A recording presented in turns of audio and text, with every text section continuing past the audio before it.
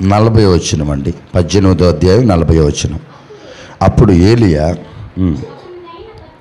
ఒకరినైనా తప్పించుకొని పోనీయక బయలు ప్రవక్తలను పట్టుకొనుడని వారికి సెలవీయగా జనులు వారిని పట్టుకొనిరి. ఏలియా కీషోను వాగు దగ్గర వారిని కొనిపోయి అక్కడ వారిని వధించను. చాలండి, కొద్ది నిమిషాలు తలలు వంచండి, అలాగే ప్రార్థన చేసుకున్నాం. మహాపరిశుద్ధుడు అయిన దేవా, కృపా సత్య సంపూర్ణ స్తోత్రాలు. బలవంతుడు అయిన రాజా, ఇంతవరకు గతించిన 8 మాసాలు మీ శ్రేష్టమైన బలములో వాక్యము మధ్యలో మమ్మలందరినీ కాపాడి బలపరిచి ఈ యొక్క 9వ మాసంలో మమ్మల్ని ప్రవేశపెట్టినందులకే వందనాలు. ఈ నూతన మాసంలో ఒక చక్కటి బలాన్నిచ్చే మా ఆధ్యాత్మిక స్థితిని ముందుకి నడిపించే ఒక చక్కటి సందేశాన్ని మాకు అనుకూలపరిచినందులకే వందనాలు. మరి వాక్యము మేము ధ్యానించుచుండగా అయా మాట్లాడుటకు నాకు అర్హత లేనివాడని నాయనా నన్ను మరుగు చేసుకొని నీ ప్రజలతో నీ బిడ్డలతో మీరే మాట్లాడి మీరే బలపరుచుకోమని నజరేయుడైన యేసుక్రీస్తు నామం పేరిట అడిగి చక్కటి ఆత్మశక్తిని పొందుకుని ఉన్నాము తండ్రి. Amen, amen. దేవుని పేరిట కూడి వచ్చిన మీ అందరికీ శుభాలు, వందనాలు ప్రకటిస్తున్నాం. బాగున్నారు అందరూ? దేవుడి కృప గతించిన 8 మాసాలు ఆయన తన భద్రమైన రేఖల నీడలో మనందరినీ కాపాడినందులకై దేవునికి కృతజ్ఞతాస్తుతులు స్తోత్రాలు చెల్లిస్తున్నాను. మంచిది, కొద్ది నిమిషాలు దేవుని వాక్యాన్ని ధ్యానించుకుందాం. 39వ వచనం దగ్గర నుంచి నేను చదువుతాను, చూడండి.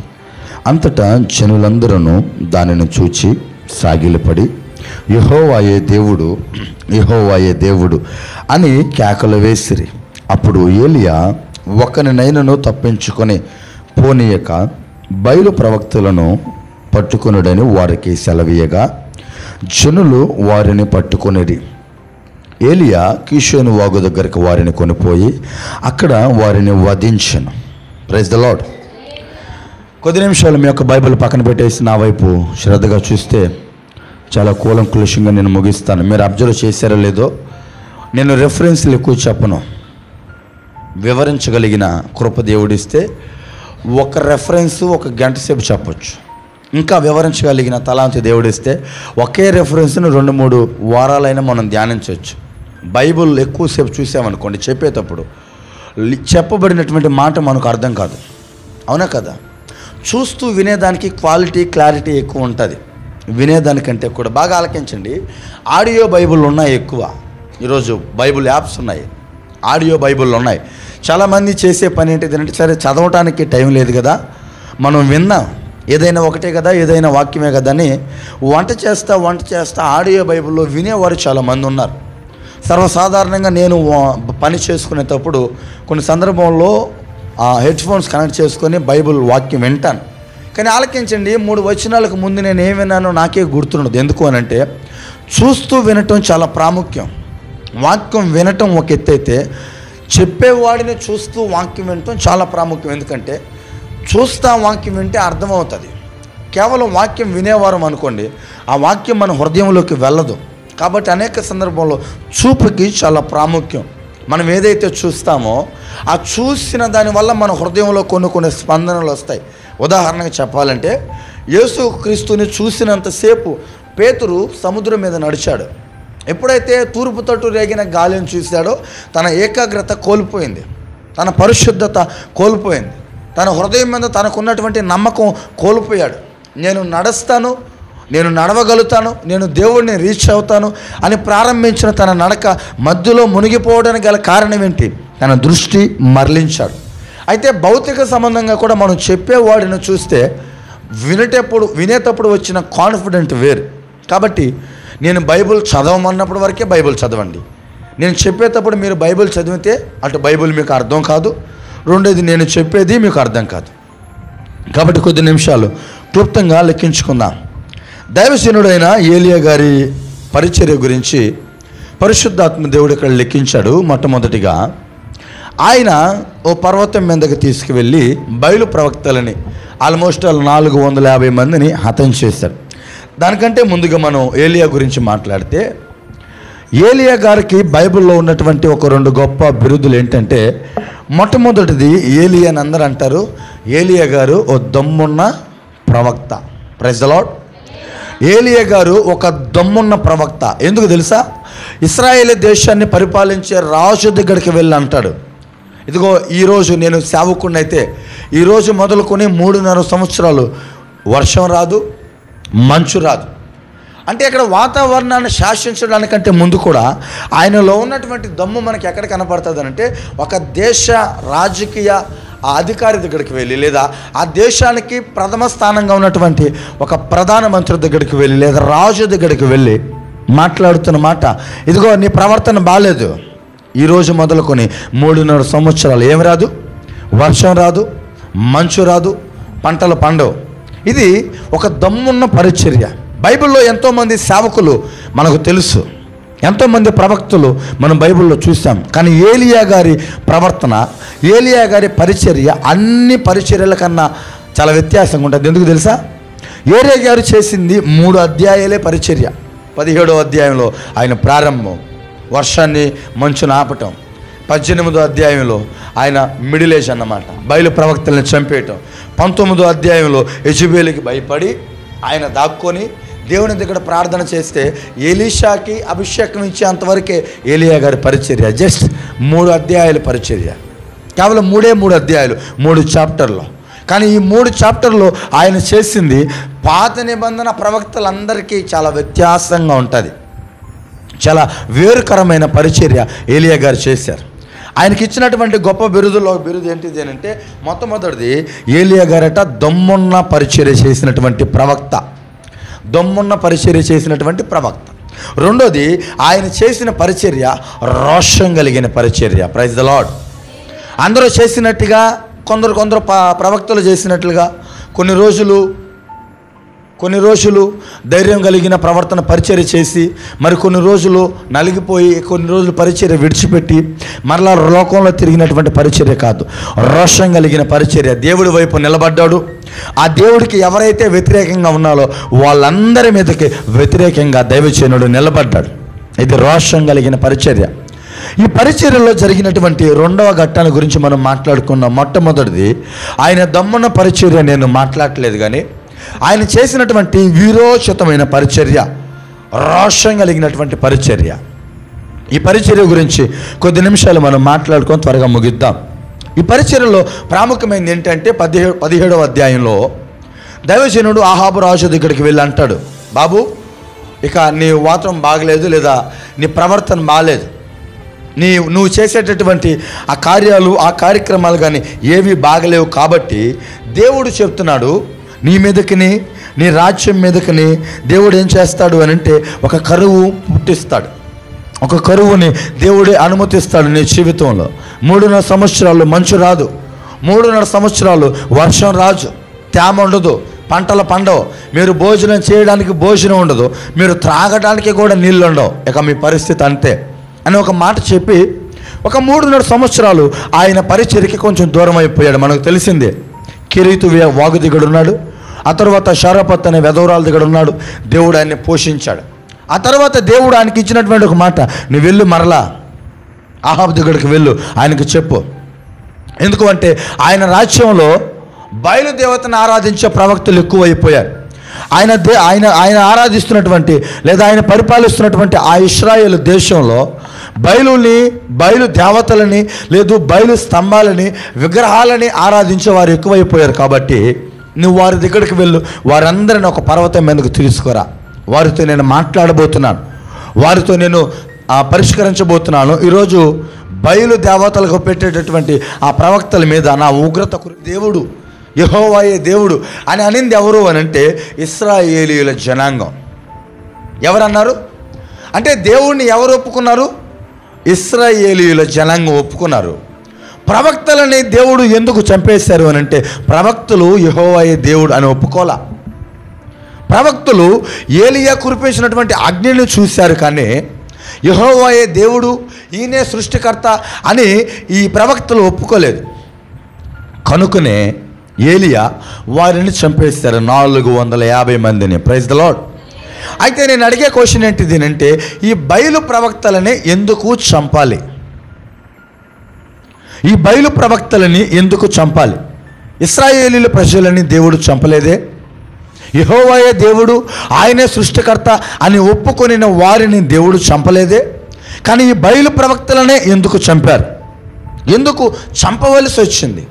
ఇప్పుడు ఈ మాటని మన జీవితంలో మనం ఎలా ఉపయోగించుకోవచ్చు, మనం ఎలా అన్వయించుకోవచ్చు, మనం ఏ రీతిగా ఈ వాక్యాన్ని మనం తెలుసుకుంటే మన జీవితంలో ఫలభరితంగా ఉంటుంది. చదవండి ఒకసారి 45వ వచనం, అదే 18వ అధ్యాయం. అంతలో ఆకాశము మేఘములతోనూ గాలివానతోనూ కారు కమ్మెను, మోపైన వాన కురిసెను గనుక ఆహాబు రథమెక్కి యెజ్రెయేలునకు వెళ్ళిపోయిన. చాలండి. 17వ అధ్యాయంలో దైవజనుడు ఏలియా చెప్పిన మాట, ఇక వర్షం ఉండదు అని అంటే, ఈ 18వ అధ్యాయంలో దైవజనుడు మాట్లాడుతున్నాడు, అంతలో కారు మబ్బు ఒకటి పైకి లేచి వర్షము పుట్టింది.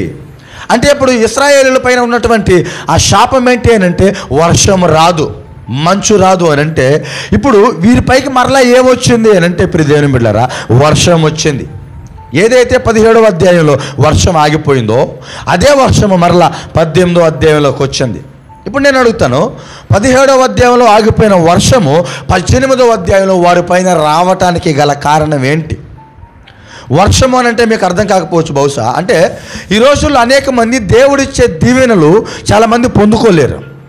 దేవుడిచ్చే ఒక బ్లెస్డ్మైనటువంటి జీవితం, అంటే ఒక ఆశీర్వాదకరమైన జీవితము అనేక మంది పొందుకోలేరు. కొన్ని సందర్భాల్లో మరికొందరు ఆశీర్వాదకరమైన జీవితాన్ని వారు అనుభవిస్తారు. ఎందుకు అని అంటే, 17వ అధ్యాయంలో వర్షం ఆగిపోవడానికి, 18వ అధ్యాయంలో వర్షము ఇశ్రాయేలీయుల పైన రావటానికి మధ్యలో దైవజనుడు చేసినటువంటి ఒక కీ పాయింట్ ఉంది. అదే బయలు ప్రవక్తలని చంపేయటం.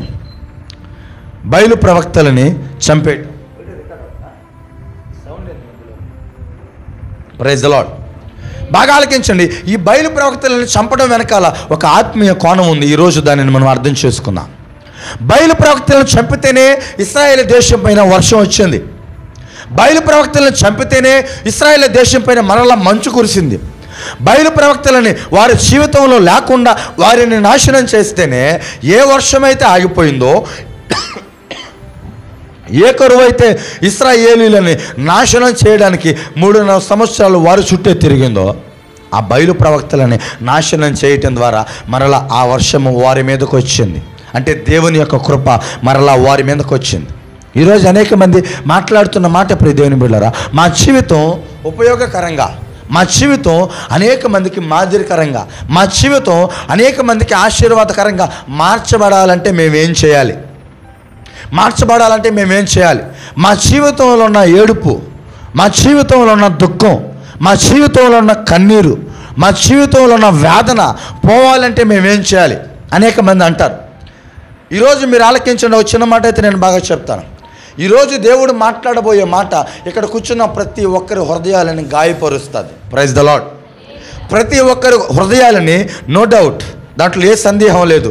అది మీ పర్సనల్ విషయాలు కావచ్చు, మీ ఉద్యోగ విషయాలు కావచ్చు, ప్రతి విషయంలో ఈరోజు దేవుని యొక్క ఆత్మ మిమ్మల్ని ఖచ్చితంగా గాయపరచబోతుంది. ఈ మాట అయితే చాలా కూలంకుషంగా నేను చెప్తాను. ఎందుకనంటే దేవుని వాక్యాన్ని ధ్యానించేటప్పుడు నాకు గాయపరిచింది. గతించిన గురువారం నుంచి దేవుని వాక్యము కనిపెడుతూ ఉన్నాను. ఏ వాక్యం చెప్పాలా? ఏ వాక్యం చెప్తే మా జీవితాలు కొంచెం ముందుకు వెళ్తాయి? ఏ వాక్యం చెప్తే మా ఆధ్యాత్మిక స్థితి కొంచెం బలపడుతుందని గతించిన గురువారం నుంచి నేను ధ్యానిస్తుంటే నమ్మతారో లేదు, ఈరోజు ఉదయం 8:30 వరకు కూడా నాకు వచనం లేదు. ఈరోజు ఉదయం 8:30 వరకు కూడా నేను ఏ వాక్యం చెప్పాలో నాకు తెలియలా. ఏ వాక్యం చెప్పాలో నాకు అసలు ఐడియా రాలా. ప్రార్థన చేసుకుంటున్నాను, ఒక వాక్యం నాకు విజన్లో లేదు. ప్రార్థన చేసుకుంటున్నాను, ఏ వాక్యం చేత మమ్మల్ని బలపరుస్తావు ఈరోజు? ఎందుకనంటే ఒక మాసం అంతా జరిగిపోయింది, నూతన మాసంలో మేము అడుగు పెడుతున్నాం, మమ్మల్ని ఏ విధమైన వాక్యం చేత బలపరుస్తావని గతించిన గురువారం నుంచి నేను ఎత్తుక్కుంటూ ఉన్నా. ఉదయకాలంలో నెల్లూరుకి వెళ్ళాను, అక్కడే నాకు లేట్ అయిపోయింది. నెల్లూరు నుంచి వచ్చేటప్పుడు కూడా నా ఆలోచన ఇదే, అసలు ఏం చెప్పాలా? ఏ వాక్యం చేత మమ్మల్ని బలపరుచుకోవాలా? ఎందుకనంటే ప్రియ దేవుని బిడ్డలారా, ఎవరో చెప్పిన వాక్యాన్ని ఏ రోజు నేను ఇక్కడ చెప్పలేదు. లేదంటే ఎప్పుడో రాసుకున్నటువంటి వాక్యాన్ని ఈరోజు నేను ఇక్కడ ఎప్పుడు వాడలేదు. ఏదైతే ఆ రోజు దేవుడు ఏర్పాటు చేశాడో ఆ వాక్యం ద్వారా బలపరచబడాలని నేను ఎక్కువ ఆశపడుతుంటాను. అయితే దేవుడు ఈరోజు ఇచ్చిన మాట, ఈ మాట ఇస్తే నేను అనుకున్నాను, బయలు ప్రవక్తలను చంపటం ద్వారా మా జీవితంలో ఏంటి ఉపయోగం? బయలు ప్రవక్తలను చంపేయటం ద్వారా మా ఆధ్యాత్మిక స్థితి ఏం ఉపయోగపడుతుంది అని అంటే దేవుడు అంటాడు, ఆ బయలు ప్రవక్తలలోనే ఈరోజు మన జీవితం ముడిపడి ఉంది. ఆ బయలు ప్రవక్తలలోనే ఈరోజు మన ఆధ్యాత్మిక స్థితి ముడిపడి ఉంది. ఆ బయలు ప్రవక్తలు వారి జీవితంలో ఉండటం ద్వారా ఇశ్రాయేలీయుల జీవితాలకు ఏమొచ్చిందమ్మా? శ్రమ వచ్చింది. ఇశ్రాయేలీయుల జీవితాలు ఏడవటానికి ఒక మాటలో చెప్పాలంటే వారు చనిపోవడానికి సిద్ధపడ్డాడు. షరాపతి వెధవరాలు అంటున్న మాట అదే, అయ్యా మా ఇంట్లో కొంచెం పిండి ఉంది, కొంచెం నూనె ఉంది, దీన్ని తింటాం, ఎంతవరకైతే బ్రతుకుతాం అంతవరకు బ్రతుకుతాం, మరలా మేము చచ్చిపోతాం అని అన్నదంటే అక్కడ ఎంత దీనస్థితిలో కరువు ఉందో ఆలోచించండి. ఎంత దయనీయమైన పరిస్థితుల్లో ఆ ప్రజలు నివసిస్తున్నారు. కరువు అని అంటే మనకు చాలామందికి తేలిక, కరువు వచ్చింది అని అంటాం, కానీ ఆ ఎదవరాలి మాటల్లో కొంచెం ఉంది. ఇక మాకంటూ చేసుకోవడానికి పని లేదు, ఇక మేమంటూ సంపాదించుకోవడానికి మా కాడ ఏ పోషణ లేదు, బ్రతికితే బ్రతుకుతాం, చనిపోతే చనిపోతాం. ఈరోజు అనేక మంది స్థితులు అలాగ ఉన్నాయి. అన్నీ చేసేసామండి, అందరిని ఆరాధించేసాం, అందరిని మొక్కుకున్నాం, ఇక మాకంటూ ఏది, మేము బ్రతకడానికి మాకు ఆధారం లేదు, ఇక మేము బ్రతకడానికి మాకంటూ ఒక స్థితి లేదు, ఇక ఏం చేసినా సరే మేము ఈ ఇబ్బందుల్లో నుంచి పైకి లేస్తామన్న ఊరట మాకు లేదు. ఈ రోగంలో నుంచి కావచ్చు, ఈ కరువులో నుంచి కావచ్చు, ఈ ఇబ్బందులో నుంచి కావచ్చు, మేము చేయవలసినవన్నీ మేము చేసేసాం, ఇక మేము బలపరచబడతాం అనే నమ్మకం మాకు లేదండి. ఇక బ్రతికితే బ్రతుకుతాం, చస్తే చస్తాం, దేవుడు లేడు, దేవుడిని ఆరాధించే సమయం లేదు. ఎందుకంటే అందరిని ఆరాధించి అయిపోయింది, ఇక మేము అయిపోయింది, మా స్థితి అయిపోయింది. బ్రతికితే బ్రతుకుతాం, చనిపోతే చనిపోతాం. మా రాజు దగ్గరికి వెళ్ళాం, రాజు అంటాడు నాకే భోజనం లేదు, నీకేం పెట్టాలి? మా దగ్గర ఉన్న సైనికుల దగ్గరికి వెళ్ళాం, అయ్యా మీ దగ్గర ఏమైనా భోజనం ఉంటే మాకు సమకూరుస్తారంటే మాకే లేక మా పిల్లలు చనిపోతున్నారు, మేమేం చేయాలి? లేదు ఆ ఊరిలో ఉన్నటువంటి పెద్దల దగ్గరికి వెళ్ళి అడగకుండానే ఉంటుంది, ఎదవరాలు అడుగుంటుంది, బాబు మాకేమైనా భోజనం ఉంటే పెట్టచ్చు కదా, మాకంటూ పోషణ ఏమీ లేదు, మాకంటూ ఆధారం ఎవరు లేరు, మాకంటూ ఒక మేలుకరమైన జీవితంలోకి మమ్మల్ని నడిపించేదానికి ఏ ఒక్కరూ లేరు, నీవేదైనా మాకు సహాయం చేస్తామంటే మేమే చనిపోతామనే బాధలో మేము ఉన్నాం అన్నంత స్థితిలో కరువు వచ్చింది ఇశ్రాయేలు ప్రజలకి. అయితే ఆ కరువులో లేవడానికి గల కారణం దేవుడు ఈ 18వ అధ్యాయంలో మనతో మాట్లాడుతున్నాడు. ఆ కరువు పోవాలి అంటే బయలు ప్రవక్తలను చంపిన వెంటనే సముద్రములోంచి హస్తములాగా ఉన్న ఒక మేఘము ఆకాశము వైపు లేచుట నేను చూశాను అని ఏలియా శిష్యుడు ఒకటి చెప్తాడు. అంటే అర్థం ఏంటిది అంటే మన జీవితాలు ఆధ్యాత్మిక స్థితిలో ముందుకు వెళ్ళాలి అంటే ఈ నూతన మాసంలో దేవుడు చెప్తున్నాడు, బయలు ప్రవక్తలని మన జీవితంలో ఉండకుండా నాశనం చేయాలి. ఎంతవరకైతే మన జీవితంలో బయలు ప్రవక్తలు మన జీవితంలో ఉంటారో, ఎంతవరకైతే మన జీవితంలో బయలును ఆరాధించేవారు ఉంటారో, ఎంతవరకైతే మన జీవితంలో యెహోవాయే దేవుడు అని నమ్ముకొని వారు ఉంటారో, అంతవరకే మన జీవితము నాశనకరమైన స్థితిలోనే, వేదనకరమైన స్థితిలోనే, బాధకరమైన స్థితిలోనే ముందుకు కొనసాగిపోతుందని దేవుని యొక్క లేఖనం సెలవిస్తుంది. అయితే ఈరోజు నా మాట ఏంటిది అంటే ఈ బయలు ప్రవక్తలను మన జీవితంలో ఏ విధంగా మనం ఉదాహరణించుకొని చూసుకోవచ్చు, ఏ విధంగా మనం పోల్చుకొని చూసుకోవచ్చు, ఏ విధంగా మన జీవితంలో వీరు నా జీవితంలో బయలులాగా ఉన్నారండి, వీరు ఆ ప్రవక్తలు నా జీవితంలో వీరు ఎప్పుడైతే నా జీవితంలోంచి పోతారో అప్పుడే నా జీవితం ఒక ఆశీర్వాదకరమైన పరిస్థితుల్లోకి వెళ్తుంది అని నేను వాక్యములో నేను మాట్లాడుతాను. మీరు చేయాల్సిన పని ఏంటిదో తెలుసా? ఇప్పుడు ఇశ్రాయేలు ప్రజలకి ఒక శ్రమ వచ్చింది, రాలేదా? ఒక శ్రమ వచ్చింది, ఒక కరువు వచ్చింది. అలాగే ఇక్కడ కూర్చున్న మీ జీవితాల్లో అనేక రకాలైన కరువులతో మీరు ఉన్నారు. అది ఏంటిదో నాకు తెలీదు. బహుశా ఒక్కొక్కరికి ఒక్కొక్క విషయంలో బాధ ఉంటుంది, ఒక్కొక్కరికి ఒక్కొక్క విషయంలో వేదన ఉంటుంది, ఒక్కొక్కరికి ఒక్కొక్క విషయంలో కన్నీళ్ళు విడిచే పరిస్థితి ఉంటుంది. అది ఏంటిది అనేది నేనేం మీకు సపరేట్గా చెప్పాల్సిన అవసరం లేదు, అది మీకు తెలుసు. ఏ కారణాన్ని బట్టి మీరు ఏడుస్తున్నారో మీకు తెలుసు, ఏ కారణాన్ని బట్టి మీరు బాధపడుతున్నారో మీకు తెలుసు. అయితే ఈరోజు ఏమంటానంటే ఆ కారణం ఎందుకు వచ్చిందో నేను చెప్తాను, ఆ కారణం మీ జీవితంలో ఏంటో మీరు గుర్తుపట్టాలి. Praise the Lord. ఇశ్రాయేలీయుల జీవితంలో ఆ బాధ రావడానికి కారణం నేను చెప్తాను. మీ జీవితంలో మీరు దుఃఖపడడానికి గల కారణం ఏంటో మీకు మీరు పరిశోధిస్తే దేవుడే మీతో మాట్లాడతాడు. కాబట్టి బాగా ఆలకించండి. ఇప్పుడు ఒక్క మాట నేను చెప్పిన త్వరగా ముగిస్తాను. బయలు ప్రవక్తలు వారి జీవితంలో ఉన్నంత వరకు వారి జీవితంలో వారు భయంకరమైన శ్రమని అనుభవించారు, భయంకరమైన వేదనను అనుభవించారు, భయంకరమైన కష్టాన్ని అనుభవించారు, భయంకరమైన లేమితో నలిగిపోయారు. అయితే నేను అంటాను, ఈ బయలు ప్రవక్తలు నేడు మన జీవితంలో ఎలా పోల్చుకోవచ్చు అనంటే, అక్కడ ఉంటుంది బయలు అని అంటే ఎవరు అని అంటే వీరు దేవుడిని నమ్మనటువంటి వారు. Praise the lord. ఈ బయలు ప్రవక్తలు అంటే అర్థం ఏంటిదేనంటే వీరు దేవుణ్ణి నమ్మేవారు కాదు, యెహోవాయే సృష్టికర్తని నమ్మేవారు కాదు, వారి చేతులతో వారు చేసుకున్నటువంటి దేవతలని దేవుళ్ళని నమ్మేవారు. ఆ మాటలో చెప్పాలంటే వీరు దేవుడిని ఎరగనటువంటి వారు, వీరు దేవుడి మార్గం మీద నివసించాలన్న కోరిక ఉన్నటువంటి వారు కాదు, సృష్టికర్త అయిన యెహోవా వైపు తిరగాలన్న వారు కాదు. వీళ్ళు ఎవరు అని అంటే వీళ్ళు దేవతలని లేదా దేవుళ్ళని పిలువబడినటువంటి వారిని ఆరాధించేవారు. దేవుళ్ళని ఆరాధించేవారు అనేక సందర్భంలో నిజదేవుడైన యెహోవాని ఏం చేస్తారు, వీరు తృణీకరిస్తారు. ఇశ్రాయేలీయుల జీవితంలో, ఇశ్రాయేలీయుల బ్రతుకులో శ్రమ రావటానికి గల కారణం ఏంటిదేనంటే ఈ బయలు దేవతల మాట ఎవరు విన్నారు? ఆహాబు రాజు విన్నారు. ఆహాబు రాజు ఈ బయలు దేవతల మాట వినటం ద్వారా, ప్రియ దేవుని బిడ్డలారా, నిజదేవుడైన యెహోవా మాట ఆయన జీవితంలో పనిచేయటం ఆగిపోయింది. ఎప్పుడైతే దేవుని మాట ఆయన జీవితంలో పనిచేయటం ఆగిపోయిందో విగ్రహారాధికుల మాట ప్రకారం ఆయన నివసించటం ప్రారంభించాడు. Praise the lord.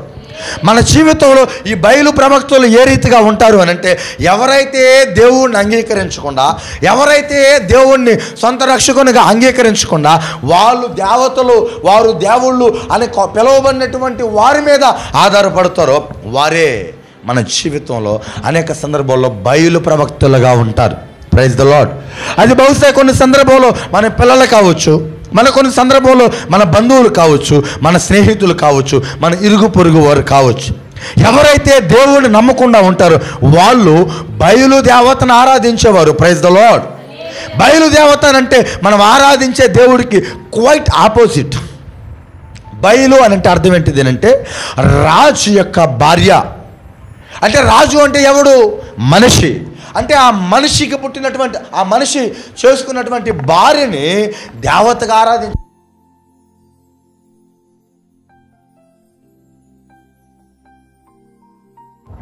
మనుషులుగా ఉన్నటువంటి వారిని ఆరాధించే వాళ్ళు ఎక్కువ ఉన్నారు. క్రైస్తవ జీవితంలో వాళ్ళు బయలుగా పరిగణించబడుతున్నారు. క్రైస్తవ జీవితంలో వాళ్ళకి బయలు యొక్క ప్రవక్తలుగా పరిగణించబడుతున్నారు. ఎప్పుడైతే ఇశ్రాయేలీయులు బయలు దేవతల ప్రవక్తల మాట వినటం ప్రారంభించారో, వాళ్ళ మాట ప్రకారం నివసించటం ఆ రాజు చేస్తాడో, ఆ రాజుకి ఉన్న రాజ్యము మొత్తము కరువులోనికి వెళ్ళిపోయింది. కరువులోనికి వెళ్ళిపోయింది. బయలు ప్రవక్తలు అంటే దేవుణ్ణి నమ్మనటువంటి వారు, బయలు ప్రవక్తలు అంటే దేవుణ్ణి విసర్జించినటువంటి వారు, బయలు ప్రవక్తలు అంటే యెహోవాయే దేవుడు, యెహోవాయే సృష్టికర్త అని నమ్మనటువంటి ప్రజలు. ఆ ప్రజలు ఇశ్రాయేలీయుల దేశంలో ఏలికగా ఉన్నారంట. ఎలా ఉన్నారు? ఏలికగా ఉన్నారంటే రాజుకు సైతము సలహాలు ఇచ్చేవారుగా ఉన్నారు. ఆ రాజు బయలుదేవతల యొక్క ప్రవక్తల మాటలు వింటున్నారు కాబట్టి ఆ దేశానికి కరువు వచ్చింది, ఆ దేశానికి బాధ వచ్చింది, ఆ దేశానికి ఇబ్బంది వచ్చింది, ఆ దేశానికి అవమానకరమైన ఆ పరిస్థితులు వచ్చాయి. దేవుడు ఏర్పాటు చేసిన రాజ్యానికి కరువు వచ్చింది అంటే ఎవరి మాట వింటున్నాడో ఆ మాట వినటం ద్వారా వారి ద్వారా ఇశ్రాయేలు ప్రజలకి కరువు దేవుడు అనుమతించాడు. Praise the lord. బయలు ఈరోజు అనేక మంది మన జీవితంలో ఎవరు అని అంటే విగ్రహాలని ఆరాధించేవారే మన జీవితంలో బయలు ప్రవక్తలుగా ఉన్నారు. విగ్రహాలకు పెట్టినటువంటి వాటిని కానీ చేత్తో చేసినటువంటి వారిని ఏముందని ఈయన దేవుడే, ఆయన దేవుడే, యేసుక్రీస్తు దేవుడే, ఇక్కడ ఉన్నటువంటి అతను దేవుడే, కొలిస్తే ఏమైంది, ఆరాధిస్తే ఏమైందండి అనేవాళ్ళు. దేవుడు బాగా ఆలకించండి. ఎప్పుడైతే విగ్రహాలకి పెట్టిన వారికి అనుకూలంగా ఉన్న వారితో మనం సాంగత్యం చేస్తామో, బాగా ఆలకించండి, దేవుడే ఇశ్రాయేలు ప్రజల మీదకి శ్రమను అనుమతించాడు. ఏలియాని ప్రేరేపించింది దేవుడే. ఏలియాని ప్రేరేపించి ఇశ్రాయేలు పైన శ్రమని ఒక ప్రకటన చేయించింది దేవుడే. Praise the lord. బయలు ప్రవక్తలను ఎప్పుడైతే ఏలియా హతము చేశాడో దాని వెంటనే వారికి ఉన్నటువంటి కరువు పోయి ఒక మంచి మేఘము, హస్తము వంటి మేఘము ఆకాశం వైపు లేచి వారికి వాన కురిపించింది అంటే బయలు ప్రవక్తలు ఎలా ఉన్నారంటే వారికి విరోధముగా ఉన్నారు. ఈ బయలు ప్రవక్తలు అనేక సందర్భంలో మన తోటివారే, అనేక సందర్భంలో మనతో తిరిగేవారే. బహుశా వాళ్ళు మనతోటి పని చేసే వాళ్ళు అయి ఉండొచ్చు, వాళ్ళు మనతో ఉద్యోగాలు చేసే వాళ్ళు అయి ఉండొచ్చు, వారు మనతో చదువుకునేవారు అయి ఉండొచ్చు, అనేక సందర్భంలో మన ఇరుగు పొరుగు వారు అయి ఉండొచ్చు. కానీ ఎప్పుడైతే బయలు అంటే మన దేవుణ్ణి నమ్మని వారితో మనం సహవాసం చేస్తామో, మన దేవుణ్ణి నమ్మని వారితో మనం సాంగత్యం చేస్తామో, మన దేవుణ్ణి నమ్మని వారితో మనము కలివిడిగా తిరుగుతామో, వారు మన మీద మన నమ్మకాన్ని వారు దేవుడి మీద నుంచి సరాసరిగా విగ్రహాల వైపు మార్చేస్తారు. Praise the lord. అనేక సందర్భంలో లేఖనాలు మాట్లాడుతున్నాయి, దుష్ట సాంగత్యము మంచి నడవడికని చెడిపేస్తుంది. కొరింథీయులకు రాసిన మొదటి పత్రిక 15వ అధ్యాయం 33వ వచనం. Praise the lord. త్వరగా చదవండి, ముగించుకుందాం. కొరింథీయులకు రాసిన మొదటి పత్రిక 15వ అధ్యాయం 33వ వచనం. కొరింథీయులకు రాసిన మొదటి పత్రిక. మోసపోకుడి, దుష్ట సాంగత్యము మంచి నడవడిని చెడుపును. చాలండి.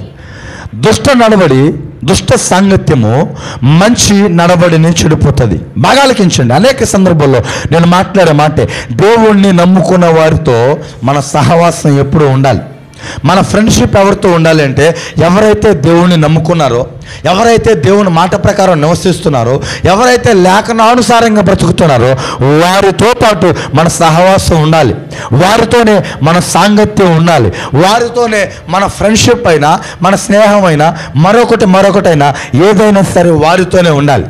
వారితో కాకుండా దేవుణ్ణి నమ్మని వారితో, దేవుణ్ణి అంగీకరించిన వారితో, విగ్రహాలని ఆరాధించే వారితో, అనేక మంది లోకంతో కలిసిపోయిన వారితో మన సాంగత్యం, మన సహవాసం ఉంటే మనకున్నటువంటి భక్తి జీవితాన్ని కూడా వారు ఏం చేస్తారు? త్రిప్పి వేస్తారు, నాశనం చేస్తారు, మనల్ని లోకస్తులుగా మార్చేస్తారు. ఎందుకు ఇశ్రాయేలు ప్రజల పైన శ్రమ వచ్చింది అంటే బయలు దేవతలు ఆరాధనని వీరేం చేశారు? వీరు చేశారు. ఎందుకు అంటే వీరి స్నేహం వారితో ఉంది, వీరి స్నేహం వారితో కలిగి ఉన్నారు, వీరి ఆరాధన బయలుకు చేసేస్తున్నారు. నిజదేవుడైన యెహోవాని అంగీకరించిన ఇశ్రాయేలు ప్రజలు దేవునికి చేయాల్సిన ఆరాధన కాస్త బయలుదేవతగా చేస్తున్నారు. ఎందుకు?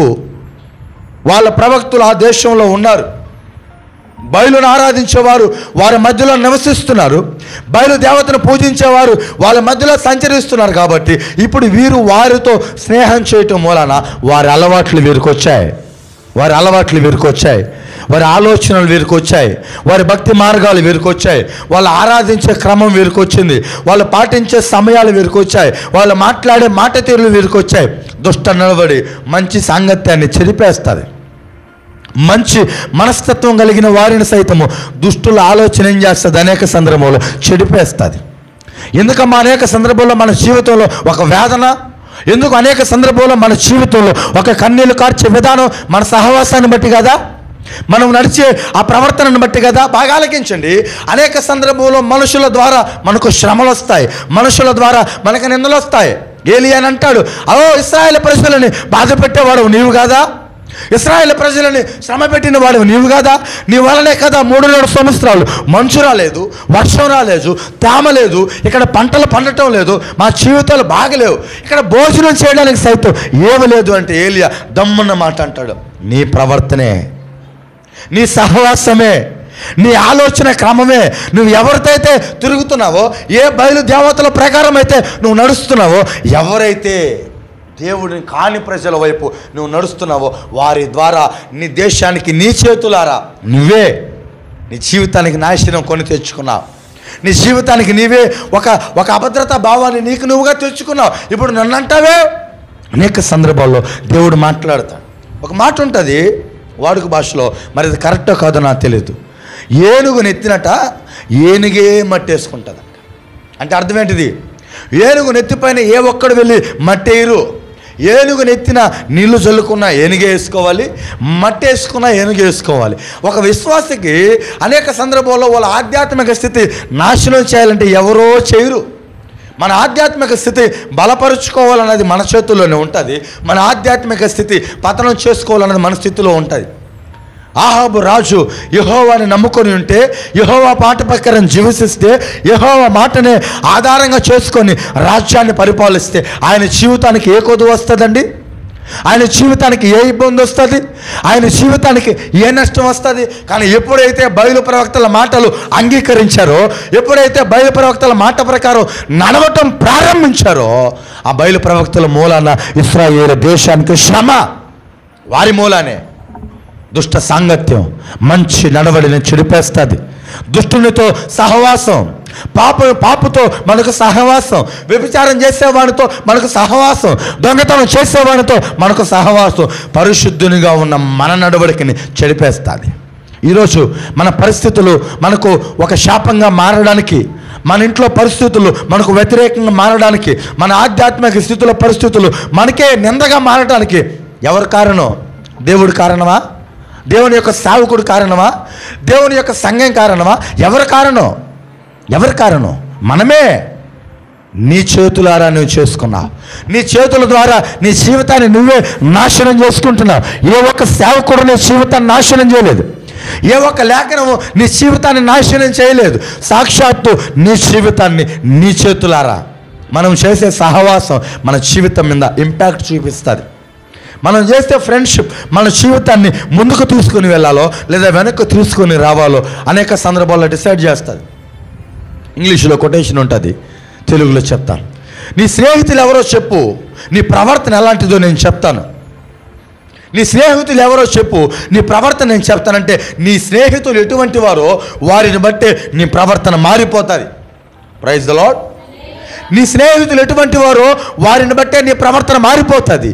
నువ్వు తిరిగే స్నేహం మంచిగా ఉంటే నీ జీవితం మంచిగా ఉంటుంది. నువ్వు తిరిగే స్నేహం వెధవలతో అయితే నీ జీవితం అదే రీతిగా మార్చబడిపోతుంది. మంచి నడవడికని దుష్ట నడవడిక చెరిపేస్తుంది. చాలామంది అంటారు, అనేక మంది, నేను భక్తిపరునండి, మా నాన్నగారు మా అమ్మగారు చాలా భక్తిగా మమ్మల్ని పెంచారు, మా స్నేహితులని మారుద్దామని నేను వారితో స్నేహం చేస్తున్నాను, వీరికి సువార్త చెప్తాను.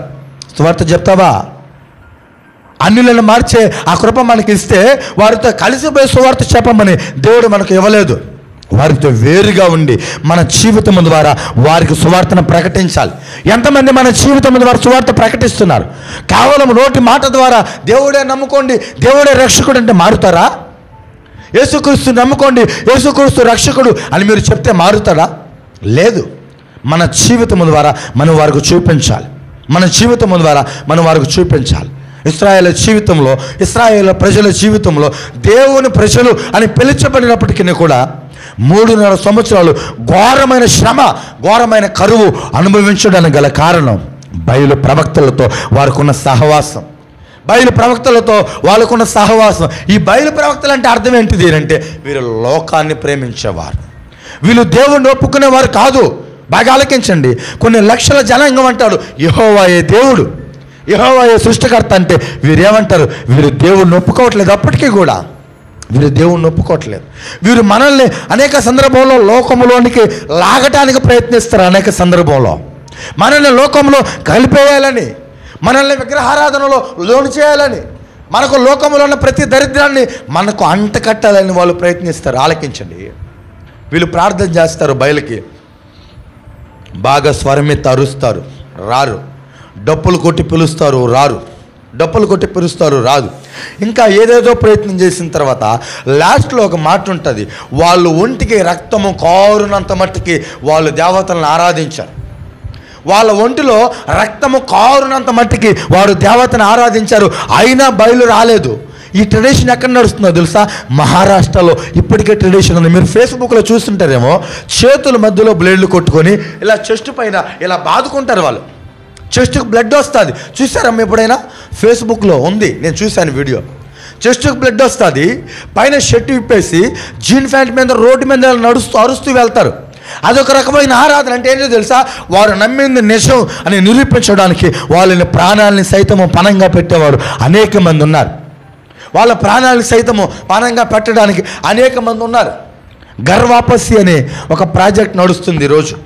ఘర్ వాపసి మన ఏపీలో కూడా చాలామందికి ప్రారంభం అయిపోయింది. అదేంటిది అంటే వీళ్ళు క్రైస్తవుల దగ్గరికి వెళ్ళి హిందుత్వాన్ని గురించినటువంటి చాలా మర్మాలు లేకపోతే వాళ్ళకి తెలిసినటువంటి వాళ్ళు చెప్పి వీళ్ళకి బైబిల్లో అర్థం కానిది వీళ్ళకి నచ్చినట్టుగా చెప్పేసి ఆ బైబిల్లో తప్పులు ఉన్నాయి, ఆ బైబిల్ని మీరు నమ్ముకున్నారా, మీరు పరలోకానికి వెళ్ళరని చెప్పేసి గర్వపరిచి ఎవరైతే దేవుడిని నమ్ముకున్నారో వారిని మరలా లోకంలోకి లాగాలని వారు డబ్బుని ఎంత ఖర్చు పెడతారో తెలుసా? 80% ఆఫ్ మనీ హిందూ చారిటబుల్ ట్రస్ట్కి వాళ్ళు డొనేట్ చేస్తున్నారు. హిందుత్వాన్ని పెంచాలని. హిందువుల సంఖ్య అంతరించిపోతుంది, హిందువులు తరతరము తగ్గిపోతున్నారు కాబట్టి హిందువులను మరలా పెంచాలని వాళ్ళు చేసే పని 80% ఆఫ్ వాళ్ళ శాలరీ హిందూ ట్రస్టులకు ఇచ్చేస్తున్నారు. అంటే బాగా ఆలకించండి, వీళ్ళందరూ ఎవరు అంటే వీళ్ళు బయలు ప్రవక్తలు. వీళ్ళు మనల్ని లోకంలోకి లాగడానికి ఏమైనా చేస్తారు. అయితే వాళ్ళు మన జీవితంలో ఉంటే మనకు శ్రమ. అదే చెప్తాడు దైవజనుడు. ఎప్పుడైతే బయలు ప్రవక్తలు 450 మందిని ఆయన కర్మేలు పర్వతం మీద చంపేశారో ఆ తర్వాత వర్షం వచ్చింది. బయలు ప్రవక్తలు అంటే దేవుణ్ణి నమ్మనటువంటి వారు. ఈ దేవుణ్ణి నమ్మనటువంటి వారు మన జీవితంలో ఉంటే మన మంచి నడవడికని చెడిపేస్తారు. సాక్ష్యం ఏంటి? మంచి నడవడికని చెడిపేస్తారనడానికి సాక్ష్యం ఏంటి? ఏ ఒక్కరైనా ఆ విధంగా లోకంలో పడిపోయిన వారు ఉన్నారా? ఏ ఒక్కరైనా మంచి ఆత్మీయ జీవితాన్ని కలిగి తర్వాత లోకంలో పతనావత స్థితిలోనికి వెళ్ళిపోయిన వారు ఎవరైనా ఉన్నారా? ఉన్నారు. దైవజనుడు ఈ లోకంలో జ్ఞానాన్ని తూకం వేస్తే, ఈ లోకంలో జ్ఞానానికి కొలత పెడితే, ఈ లోకంలో ఉన్న జ్ఞానం అంతా ఒకవైపు అయితే ఆ ఒక్కడిలో ఉన్నటువంటి జ్ఞానము ఒకవైపు. దైవజనుడైన సొలొమోను గురించి లేఖనాలు సెలవిస్తే చదవండి. అదే రాజుల మొదటి గ్రంథం 11వ అధ్యాయం 3వ వచనం 4వ వచనం. త్వరగా ముగించుకుందా. అతనికి 700 మంది భార్యలను కలిగి ఉండిరి. అతని హృదయములను త్రిప్పుదురు గనుక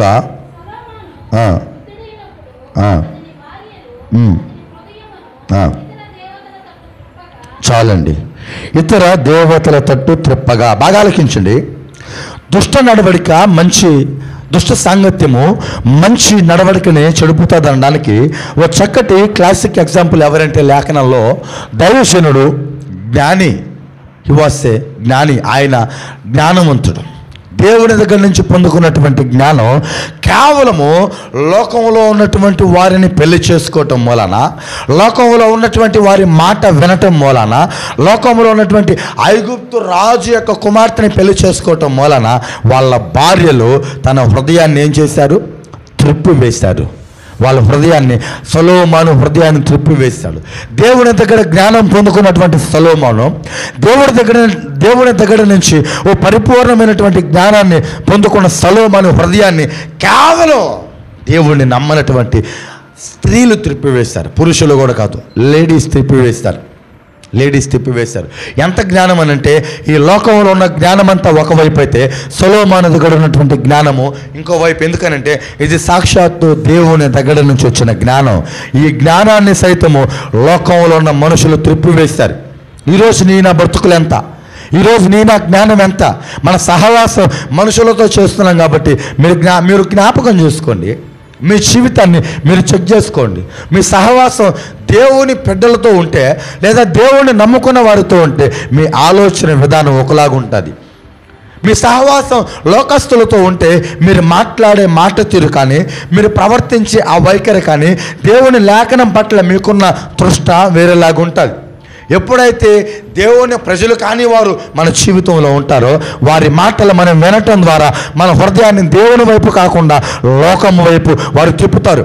ఎప్పుడైతే మన హృదయం లోకం వైపు తిప్పామో అదే నిమిషం దేవుడు ఆయనకు తోచినటువంటి కొన్ని ఇబ్బందులు, కొన్ని శ్రమలు మన జీవితాన్ని ఆయన వైపు త్రిప్పడానికి కొన్ని వేదనకరమైన పరిస్థితులు దేవుడే మన జీవితంలో అనుమతిస్తాడు. అయితే త్వరగా నేను ముగిస్తాను. ఈరోజు మన జీవితం ఎలా ఉందండి? మన జీవితంలో ఏ బాధలు లేకుండా, మన జీవితంలో ఏ వేదన లేకుండా, మన జీవితంలో సంతోషకరమైన వాతావరణంలో మనం నివసిస్తున్నావా? లేదంటే ఏదైనా ఒక వేదన, ఏదైనా ఒక దీనమైనటువంటి పరిస్థితి మనం కలిగి ఉన్నామా? ఈ పరిస్థితుల్లో మీరుంటే మీరు ఆలకించాల్సింది అసలు నాకెందుకు వచ్చింది అని కాదు. ఈ సమస్య రావటానికి నాలో ఏదైనా పొరపాటు ఉందా? ఈ సమస్య దేవుడు నాకు అనుమతించడానికి నాలో ఒకవేళ ఆయనకి ఏదైనా ఒక నింద కనిపించిందా? నా ప్రవర్తనలో, నా జీవితంలో, నేను నడిచే నా నడవడికలో ఏదైనా ఒక వ్యత్యాసం ఆయన కనిపించిందేమో, దాని మూలాన దేవుడు నా జీవితంలో ఈ శ్రమను అనుమతించాడేమో. చాలామంది నేను అనేక సందర్భాల్లో మాట్లాడుతాను, సేవకుల్లో ఉన్నదనుకుంటారండి చాలామంది శక్తి. ప్రార్థన చేస్తే ఏదో పోతుంది అని అనుకుంటారు. అదంతా నిజం కాదు. సేవకుల్లో ఏది లేదు. సేవకుడికి ఇచ్చే కృపావరము దేవునిలో ఉంది శక్తి, దేవుడు వాక్యములో ఉంది శక్తి. ఆ వాక్యము ద్వారా మన జీవితాన్ని మార్చుకోవడం ద్వారా అనుక్షణము మన జీవితము నూతన పరిచిపోతుంది. Praise the lord. దేవుని సేవకుడి మాట ప్రకారం నివసించడం ద్వారా మనకు ఒరిగేది ఏం లేదు. దేవుని సేవకుడి మాట ప్రకారం మనం బ్రతకడం ద్వారా మనకు వచ్చేది ఏమీ లేదు. శక్తి అంతా 66 లేఖనాలు కలిగినటువంటి ఈ పుస్తకంలో ఉంది, ఈ అక్షరాల్లో ఉంది. ఎవరైతే ఈ మాట ప్రకారం బ్రతుకుతారో, ఎవరైతే ఈ మాట ప్రకారం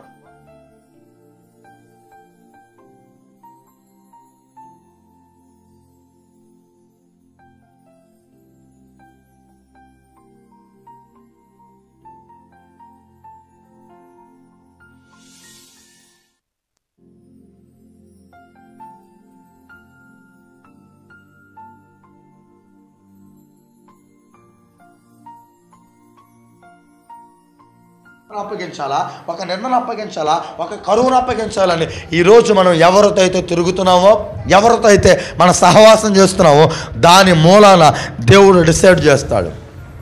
ఇశ్రాయేలు ప్రజల మీదకి ఎందుకు వచ్చిందండి శ్రమ? ఇశ్రాయేలు ప్రజల మీదకి ఎందుకు వచ్చిందండి శిక్ష? వాళ్ళ ప్రజల మీదకి ఎందుకంటే కరువు రావాలి? వాళ్ళు జాగ్రత్తగా బ్రతికితే ఎందుకంటే వాళ్ళ మీదకి వేదనకరమైన పరిస్థితి రావాలి? 3.5 సంవత్సరాలు తినడానికి తిండి లేకుండా ఎందుకంటే బాధపడాలి? వాళ్ళ మనస్సు బయలుదేవతల మీద ఉంది, వాళ్ళ మనస్సు లోకంలో ఉన్న మనుషుల మీద ఉంది, వాళ్ళ మనస్సు లోకంలో అనుభవిస్తున్నటువంటి ఆ ప్రాఫిట్స్, అబద్ధ ప్రవక్తులు ఎక్కువైపోయారు. ఈరోజు అనేక మంది దేవుని వాక్యాన్ని వక్రీకరించే వాళ్ళు, అనేక మంది దేవుని మాటలు విడిచిపెట్టేసి నువ్వు ఏం చేయని అవసరం లేదు, జస్ట్ దేవుని నమ్ముకోండి చాలు. ఇశ్రాయేలు ప్రజలు ఎవరో తెలుసా? దేవుడే పేరు పెట్టబడినటువంటి ఆయన జనాంగానికి కరువు ఎందుకు వచ్చింది? ఆయనకి నమ్మకోలేదంటారా? ఇశ్రాయేలు ప్రజలు ఆయన నమ్ముకోలేదంటారా? ఎందుకు వచ్చింది? వాళ్ళ ప్రవర్తన. మన ప్రవర్తనను బట్టి అనునిత్యము మనకు దేవుడు ఆయన కృపను మన ఎడల కనుపరుస్తాడు. బాగా ఆలకించండి. బయలు ప్రవక్తలు మన జీవితంలో ఉన్నంత వరకే, లేదా బయలు ప్రవక్తలుగా పిలువబడినటువంటి మనుషులు మన జీవితంలో ఉన్నంత వరకే, లోకంలో ఉన్నవాడు ఆలోచన ప్రకారం మనం బ్రతుకుతున్నంత వరకే, విగ్రహాన్ని ఆరాధించేవాడు మాట ప్రకారం మనం నడుస్తున్నంత వరకే. బాగా ఆలకించండి. మన దేవుడు మన జీవితంలో లేడు.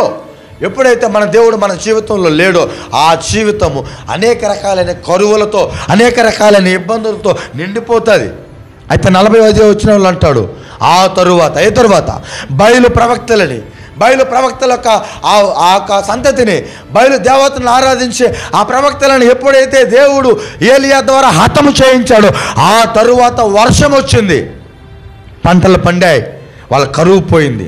అయితే ఈరోజు మన జీవితాలు ఆశీర్వాదకరంగా నడవాలి అంటే, ముందుగా కొనసాగిపోవాలి అంటే బయలు ప్రవక్తలుగా నీ జీవితంలో ఎవరున్నారో, బయలు ప్రవక్తలుగా మీ ఆధ్యాత్మిక స్థితిలో ఎవరున్నారో, దేవుని నమ్మనటువంటి వారు నీ జీవితంలో నీ స్నేహితులు ఉన్నారా? నీ జీవితంలో నీ బంధువు ఉన్నారా? లేదంటే నీ జీవితంలో నీ రక్త సంబంధికులు ఉన్నారా? వారు నీ జీవితాన్ని కంట్రోల్ చేస్తున్నట్టయితే నీ జీవితంలో దేవుని యొక్క ప్రసన్నత ఉండదు. దేవుని యొక్క కృప నీ జీవితంలో ఉండాలి అంటే, ఆయన మహిమ నీ జీవితంలో నువ్వు చూడాలి అంటే బయలు ప్రవక్తలుగా సాదృశ్యమైనటువంటి నీ స్నేహితులని నువ్వు హతం చేయాల్సిన అవసరం లేదు, కానీ నీ జీవితం నుంచి దూరం చేసేయాలి. ఎప్పుడైతే బయలు ప్రవక్తలను పిలువబడుతున్న వారు నీ జీవితంలో లేకుండా ఉంటారో దేవుని కృప మన జీవితంలో పరిపూర్ణంగా ఉంటుంది. ఆయన హస్తము లాంటి మేఘం వచ్చింది, ఆయన హస్తము లాంటి కృప ఇశ్రాయేలు ప్రజల మీదకు వచ్చి ఆ భూమిని తడిపింది. పంటలు పండాయి, విస్తారమైన పంటలు పండాయి, ఉన్నటువంటి కరువు పోయింది. ఈరోజు మన జీవితంలో దేవునికి అంగీకారం కానటువంటి మనుషులతో సహవాసం విడిచిపెట్టగలిగితే, ఈ నూతన మాసంలో ఈ 2024 సంవత్సరంలో 8 నెలలు మనం ఎలా బ్రతికామో తర్వాత విషయం. ఈ నూతన మాసంలో దేవునికి అంగీకారమైనటువంటి మనుషులు మన జీవితంలో ఉన్నారా? లేదంటే దేవుడి మాటను కొన్ని సందర్భాల్లో ఉంటారు. మన అధికారులు ఉండొచ్చు, మన సుపీరియర్స్ ఉండొచ్చు, కానీ వాళ్ళ జీవితము, వాళ్ళ మాట మన జీవితంలో పనిచేయడానికి వీల్లేదు. మన సహవాసము, మన సాంగత్యము, మన మాట తీరు, మన నడవడిక ఎప్పుడూ దేవుణ్ణి అంగీకరించిన వారితోనే, దేవుని బిడ్డలతోనే ఉండాలి. అలా కాదని లోకస్తులతో మనం సహవాసం చేసామో, అన్నులైన వారు మన కుటుంబ సభ్యులైనప్పటికీ, మనకు బంధువులైనప్పటికీ వారి మాట ప్రకారం మనం జీవించడం ప్రారంభించామో, ఇశ్రాయేలు ప్రజలకి దేవుడే అనుమతించాడు శ్రమ, దేవుడే అనుమతించాడు శోధన. ఒకవేళ ఇంతవరకు మీ జీవితంలో ఏదైనా ఇబ్బంది గుండా మీరు నడిచి వెళ్తున్నారేమో, ఇంతవరకు మీ జీవితంలో ఒక ఇబ్బందికర పరిస్థితుల గుండా మీరు బాధపడుతున్నారేమో, నాకెందుకు వచ్చిందండి ఈ బాధలు, నేను దేవుడిని నమ్ముకున్నానని అంటున్నారేమో, మీ జీవితంలో దేవునితో పాటు బయలు ప్రవక్తలను పిలువబడిన లోకస్తులు ఉన్నారు. మీ జీవితంలో దేవుని వాక్యముతో పాటు దేవుని కాకుండా ఇతర దేవతలను ఆరాధించే వాళ్ళ సాంగత్యము మీ జీవితంలో ఉంది. కాబట్టి మీ జీవితం అనేక సందర్భంలో వేదనకి గురి అవుతుంది. దేవుడు మాట్లాడుతున్నాడు. ఆ బయలు ప్రవక్తలని ఈ ఉదయకాల సమయంలో మీ జీవితంలో లేకుండా దూరం చేయగలిగితే, ఆ బయలు ప్రవక్తలని ఈ ఉదయకాల సమయంలో మన జీవితంలో లేకుండా వారిని ధృవీకరించగలిగితే, దూరం చేయగలిగితే, దేవుడు కృప తర్వాత ఆశీర్వాదంగా వర్షము ఇశ్రాయేలు ప్రజల మీద కురిపించినట్లుగా ఈ నూతన మాసములో ఈ 9వ నెలలో ఆయన కృప మనందరి మీద కుమ్మరించునుగాక. దేవుడు ఈ వాక్యమును దీవించి ఆశీర్వదించునుగాక. ఆమేన్. ప్రార్థన చేసుకుందాం. అందరూ తలలు వంచండి. మోకరించగలిగిన వారు మోకరించండి. చెప్పబడిన వాక్యమును బట్టి మన మధ్యలో ఉన్నటువంటి పాస్టమ్మ గారు క్లుప్త ప్రార్థన చేస్తారు. దాని తదుపరి ప్రభు యొక్క సంస్కరణలోనికి మనందరమే ముందుకు కొనసాగిపోదాం.